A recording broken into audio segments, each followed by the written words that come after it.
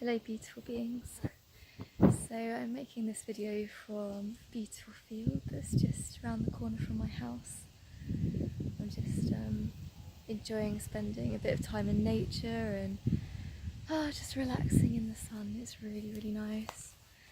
And what I wanted to talk about today, what I've been thinking about is, or you can't see me, is unity consciousness and this belief system of us all being one, of us all being united, being connected with each other.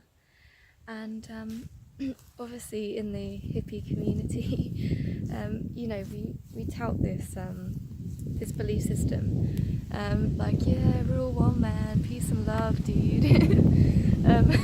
The stereotype of it.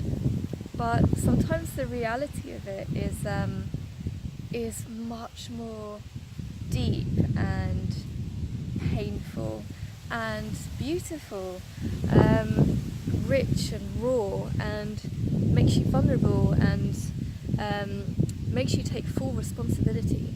So it's much more than just this this belief system of love and light, man, we're all one.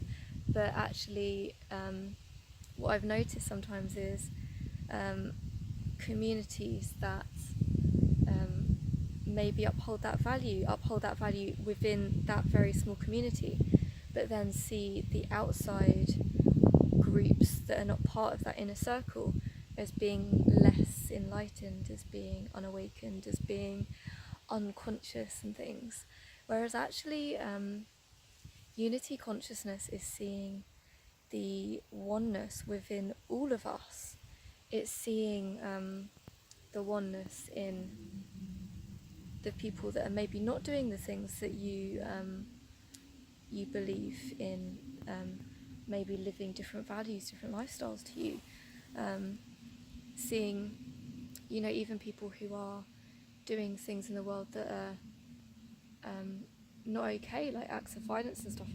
It's seeing the oneness within everyone, that inner spark that exists within all of us, and how we have become disconnected from that spark within all of us that connects us, which is what has led to so much suffering in the world. And sometimes you'll be tested in your belief in unity consciousness, that okay, you believe in it as a moral value. How are you going to uphold it in all of these different situations? And sometimes I really want to believe in it, but there are, certain situations that can still really test you to your limits. And unity consciousness as well is not about just being a doormat, in being like, oh, we're all one, so I should do everything for everyone and believe the best in everyone, even when it's not okay, when people's behaviour is not okay. So it's actually about having quite strong values. It's about seeing that spark and that oneness within all of us, but the way that people behave, their sort of ego traps and belief systems and things, it doesn't mean that that's okay, and it doesn't mean that you have to let everyone around you and do whatever they want to be a part of your life if they're not respecting your wholeness, if they're not seeing your oneness and treating you in that elevated way. So it's more complicated than we think sometimes. But I think that the treasure of treating everyone with love and respect and compassion is worth it, because we can create such a beautiful society by being kind to one another, by respecting one another. We could heal so much things in society which have been created from this separation consciousness. And I particularly believe that the society, like Western society, has a lot to be healed. That I think that there have been conscious mechanisms that have been created to actually divide us from one another, to make our relationships break down, to make us mistrust one another, to make us see one another as a game, as something to own, rather than seeing us as the divine beings that we are, with our own what's the word? Our own free will.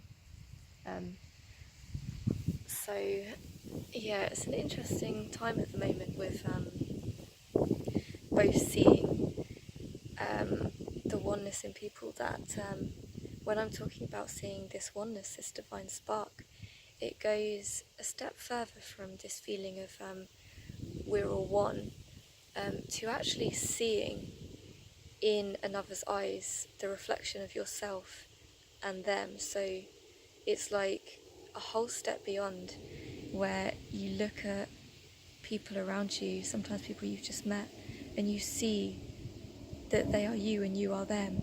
And if you had grown up the same lifestyle as them, the same gender, you could be the same being as them. It's really quite trippy but beautiful at the same time. Like, oh, it's this feeling of like, oh, you actually are me. Like, I really feel this deep connection of oneness with these people.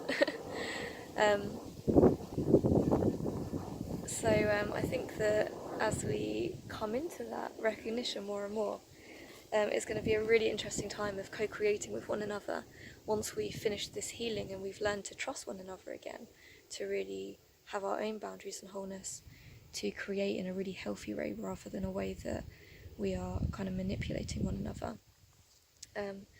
And I was going to read a poem, but I'm just about to run out of time, I think. I'm going to quickly try and read it, but if I run out. It says, it's time to turn the lights back on once more. We have been releasing, letting go, fumbling in the dark. It's time to illuminate the path ahead, to see what we have in store. It is time to remember who we are, and that we have life pulsing through us. We have not had our high days, and now the inevitable fall into old age and normality. We came here to live another way, to be eternally youthful, open and vibrant, to show how beautiful life can be in all of its brightness. It is time to take the wheel and to do things our way, welcoming in a new age,